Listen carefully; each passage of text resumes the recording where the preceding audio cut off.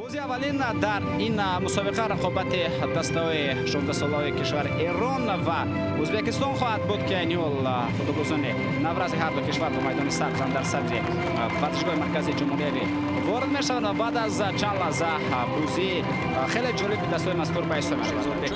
عبدالبوریف تحت رقم 4 دانیل پانفیورов بازی می‌کند، رقم 5 عزیزبек толкунбеков، камолов، абдуллоев، шукуров، мирзоев ва аббосов пенальти заданд ки ҳар 5 пенальтиро бо гол анҷом доданд. имконият аст, зарба ва ту болотар аз дарвоза аз майдон берун мешавад.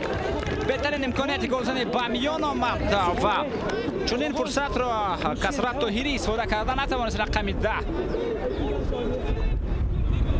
برای رقم 10 چنین امکانات رو استفاده نکردن این گناه عظیمی است. بار دیگر میتوانیم توجه کنیم پیرگان کریموف پشتیبانی انجام میده. بعد کوشش در داخل جریمه گل خیلی خوب از طرف بازیکن ازبک بود. ضربه به طرف دروازه و این حالت برطرف کرده میشود. بسیار وضعیت خوفناک بود و اگر همین حالت را با گل انجام میداد شودیبکوف وضعیت واقعا خوفناک میشد. اینجا دارد بازم پرتاب به کنار دومی هجوم اتصال به کنار جریمه گاه وضعیت خوفناکترین ضربه و اکنون گل. بازیکنان نوروز ازبکستانی توانستند در نهایت کار با زدن گل مشرف بگردند. بسیار وضعیت خوب را به میان آوردند. ضربه به طرف دروازه اجرا کرده شد. بار دیگر توجه میکنیم خیلی خوب دروازه‌بان را فریب داد. دروازه‌بان کلکی در زمین خوابیده بود. بایسته که از بالای او ضربه زد.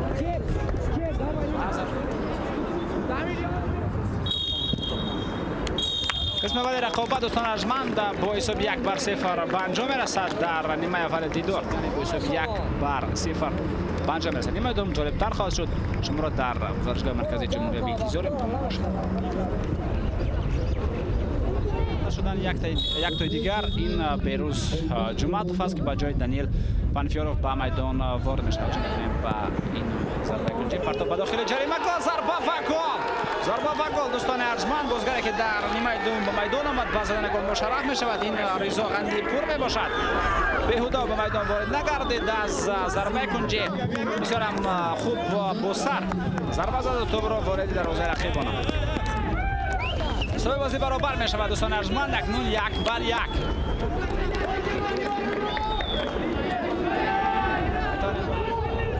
رکنجی نوبتی بازم ارسال بعد داخل جریمه گاه روان کرده می شود و گل دوستان ارجمند. ضربه کنجی با زدن گل دست می‌یابد فوتبالباز کشور ایران و حساب رقابت اکنون 1-2 می شود. حساب رقابت اکنون 1-1 می شود. دیگه اشاره بار دیگر میتونیم توجه کنیم که چگونه ضربه اجرا کرده شد. یک ضربه موج دروازه‌بان نتوانست این حالت را برطرف سازد و در کریر خود یکی از گل‌های زیباترین را به ثمر رساند. نوروز 16 ساله عراق که خیلی نسل خوب به فوتبالبازان را به پایان رسانیده بود. اون وقت توجه میکنیم به هجوم خوفناکترین امکانیت ضربه و گل. بازیکنان ازبکستانی در آخر توانستند با زدن گل دست یابند. در نهایت کار موفق شدند. خیلی حمله خوبی آنها به نظر رسید و امیربek سعیدov و بهوده به میدان نآمد. از همین فوتبالباز توپ را وارد دروازه کرد و حساب بازی اکنون برابر می شود 2-2.